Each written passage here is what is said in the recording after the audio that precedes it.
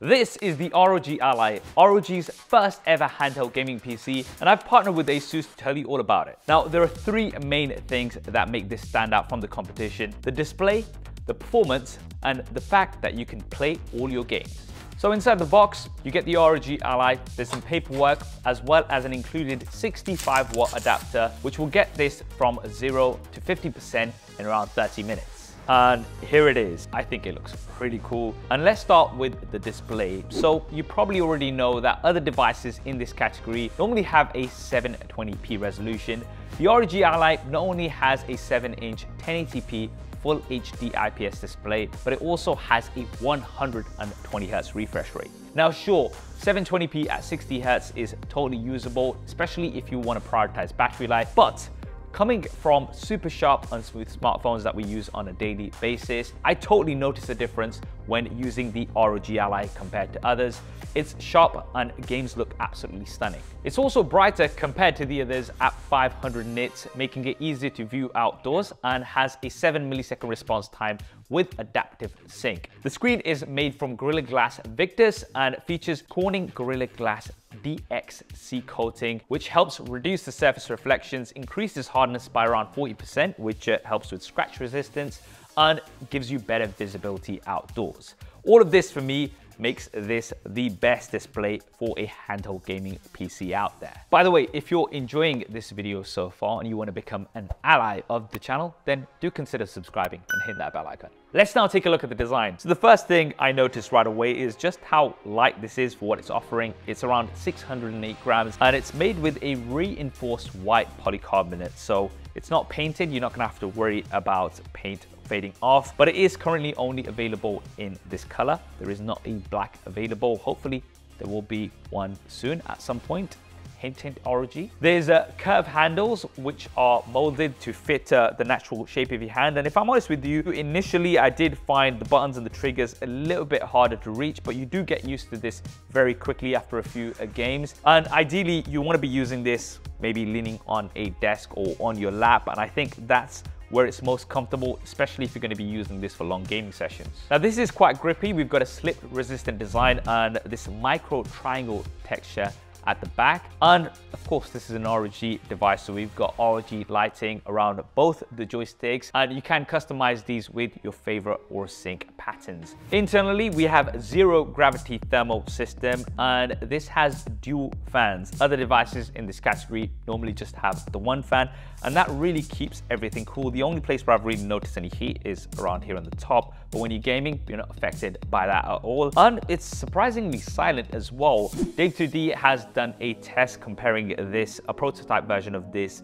to the Steam Deck, and it was significantly quieter. Right now, taking a look at the controls, of course you have the 10-point touchscreen, and everything else is similar to an Xbox controller. So you have the left and right triggers, you've got the D-pad, you've got the left and right joysticks, the A, B, X, Y controls. There's also haptic feedback and a gyro. And then we've got the macro keys here at the back. Now think of these as FN keys for your keyboard. So if you press and hold M2 and D-pad up, that's going to show you the keyboard. M2 and down will show you the task manager. M1 and A will take a screenshot. M1 and Y will begin recording. And these are the default lists which you can customize. Let's now talk about performance, because this is really where the ROG Ally stands out. So for a base, you can get this with the AMD Ryzen Z1 and 256 GB of storage, or you can get this with the AMD Ryzen Z1 Extreme with 512 GB of PCIe Gen 4 SSD storage. So that's 8 cores and 16 threads. And that is the version that I think most people will be going for. 16 GB of 6400 MHz LPDDR5 RAM. And you can also expand the storage with a UHS 2 micro SD card slot here on the top. Now, in terms of gaming performance, this can make it up to twice as fast as the Steam Deck, and it's pretty much handled everything that I've thrown at it. And when I mean everything because this is running Windows 11, which means you can pretty much play any game that you can do on your Windows PC. Now, granted, Windows for a screen size this big for touch is not the best.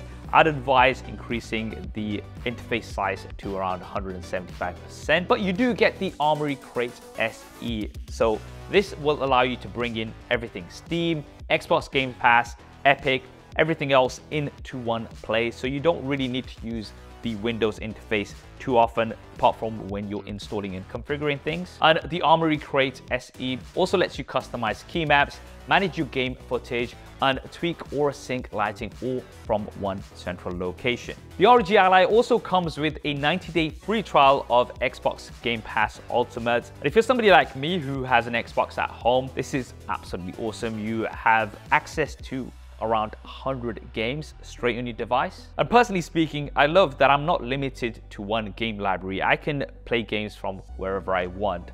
Let me give you an example. A few of you guys recommended that I try Red Dead Redemption 2 on here, which works absolutely great. I went on Steam and it was for £60.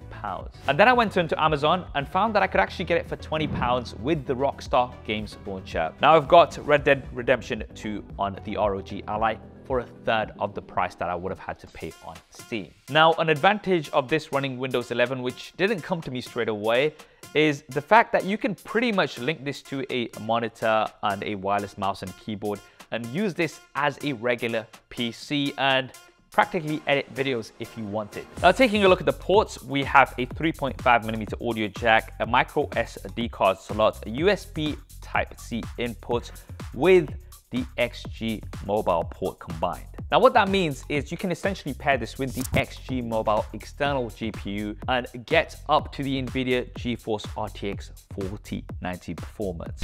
I'm not sure how many people have an external XG Mobile GPU, but if that's something that you're into, it's awesome to have that option. Personally speaking, something like this is ideal for me, the ROG Gaming Charging Dock. So you can plug this in, connect it to the ROG Ally, and it's also going to give you a USB Type-A 2.0 port, which you can connect some accessories with, as well as an HDMI 2.0 port, so you're going to be able to connect this to a TV or monitor. Now we also have the power button, which doubles up as a fingerprint scanner, and you can use that with Windows Hello. You can also pair multiple controllers to the ROG Ally, so a regular Xbox controller or the Raikiri Pro.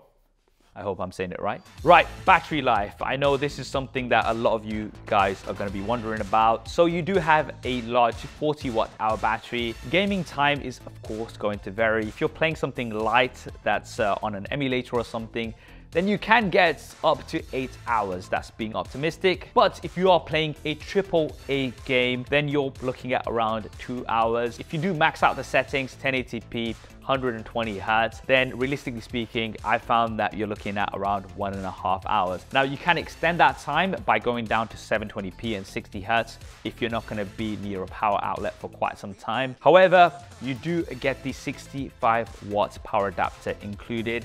That does support pass-through charging, so you can just plug it in and play as long as you like. And it's going to give you around a 50% charge in 30 minutes, which is pretty good. So I'd say for the battery life overall, this is very good for what it's offering. For audio, we do have nice dual front-firing stereo speakers. We've got a smart amp, supports Dolby Atmos with high-res audio, and it sounds absolutely great to me, although I think a lot of people will probably just be plugging in some earphones or using some wireless earphones. We've got two-way AI noise cancellation as well, and for connectivity, we do have Wi-Fi 6E. So if you're playing some multiplayer games and you need low latency, then Wi-Fi 6E is going to be absolutely awesome. There is no cellular version of the ROG Ally. Maybe the next version will have that with 5G. But let's talk about one of the most important things, and that is pricing. Now, you'll be pleased to know that the ROG Ally is competitively priced. It's going to be starting at around $600. That is for the base Z1 with 256 GB of storage. And just for $100 more, you'll get the Z1 Extreme with 512 GB of storage. And personally speaking, I think it just makes sense to go for the Z1 Extreme version. You'll get that increased performance as well as the increased storage, which you're definitely going to need because games these days take a lot of storage. Now, if we compare this to the 512 GB version of the Steam Deck, that's around $650. So for $50 more, you're getting a much better display, you're getting that performance, as well as the fact that you can play all of your games. A few years ago, I tweeted this because I'm always on long flights and I wanted something that would let me play AAA games without having to carry a bulky laptops. And I think with this, I have found my perfect travel companion, or ally. What do you guys think of the ROG Ally? Will you be picking one up? Drop me a comment below. Let me know your thoughts. If you want to buy this and find out more, there will be a link down in the description below. If you're interested in the latest ROG laptops powered by the RTX 4090s, I've done a video with them here. And also a very unique Asus laptop, which I don't think you would have seen here.